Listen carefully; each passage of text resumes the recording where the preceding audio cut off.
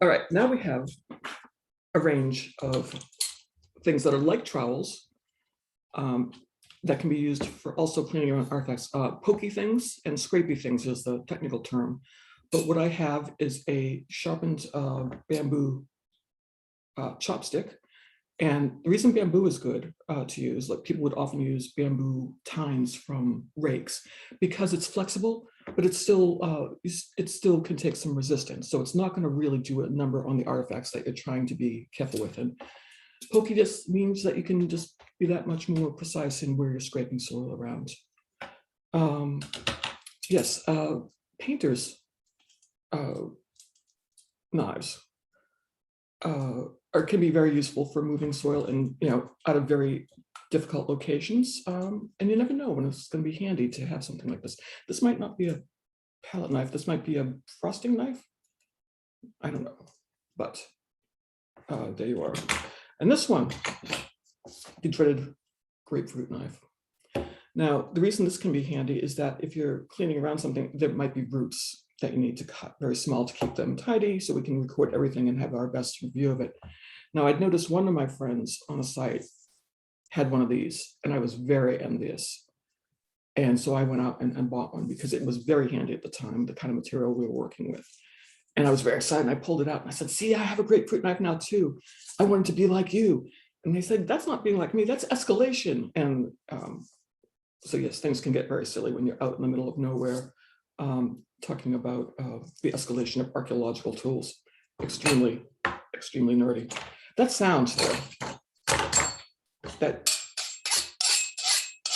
that's something that really defines the sound of the site you're working on, particularly in New England or places where there's lots of rocks. You hear that shinging noise, you know there's a dig going on.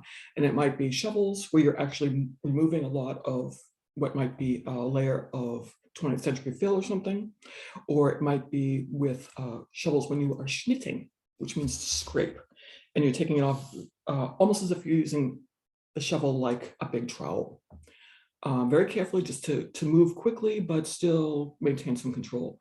But that noise is something that I always immediately comes back to me, along with the smell of dirt and dampness. I mentioned having knives, having grapefruit knives, also scissors, because you need something to cut the string if you haven't got the box cutter. Just terribly useful to have, and more pointy, sharp things to have in case. So you want to make sure your stuff is organized so you don't jab yourself into the fingers, because your fingers are your tools too, and you want to take care of them and not bleed on the site, because that's not good. Gloves. Now this one, it's been through the wars. But still work. Gloves are handy for so many things. If you're working, clearing out brush from around a site, invaluable because, poison ivy, poison oak, so many poison plants, briar plants, sticks, and pokey things that grow in nature. I'm not a botanist. But also these are red because we were using them to put up fencing around the site and the paint was coming off. So there's always a good job to have some gloves on gloves on hand. Yeah, I said it. I'll say it again. Ooh, padded envelope, much like the baggie for keeping artifacts safe as necessary. Random things thrown in there, but we get into extreme geological and archaeological nerdiness here. Now, this is a Munsell soil chart. And what it does is that it very carefully lists the different tones and hues and chromas or value in chroma of soil types, so that you can record what kind of soil you have on your site. And you say, oh, we have this kind of brown speckly stuff over here, and it looks a lot like that brown speckly stuff over there. Are they the same?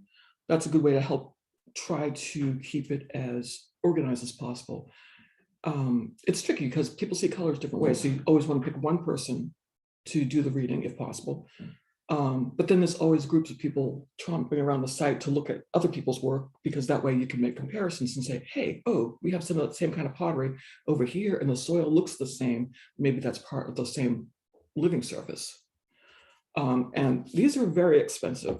And you can see it, it's in an envelope that has little plastic, to try to preserve these things as long as possible. And sometimes if you are a broke-ass archaeology student, you buy one sheet or two sheets for the area that you are most likely going to be working. And basically in this part of central and northern New England, 10YR is it. And you can see the use, it's all down this end of the page. You can tell that's the part that's had the most wear. It's been the part that is most likely the dirt we're going to find. But it does help actually when you're able to define what kind of brown dirt you have.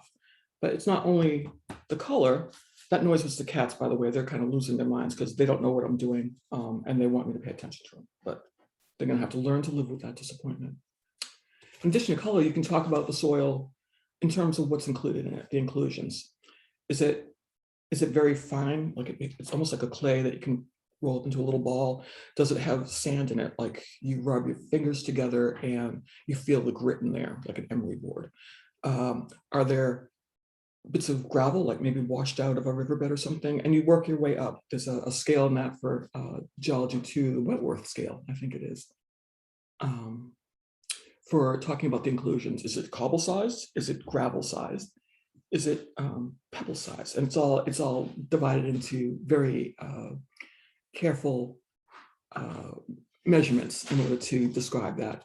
So between the smell of the soil, the sound of the trowel on the rocks and everything, you can tell just using your other senses without even looking at the soil whether something has changed or not. Because all of a sudden that shing, shing, shing with rocky soil has changed into like a scratch, and it's become a different kind of soil type. That's what you want to pay attention to. So that's how we're going to get nerdy.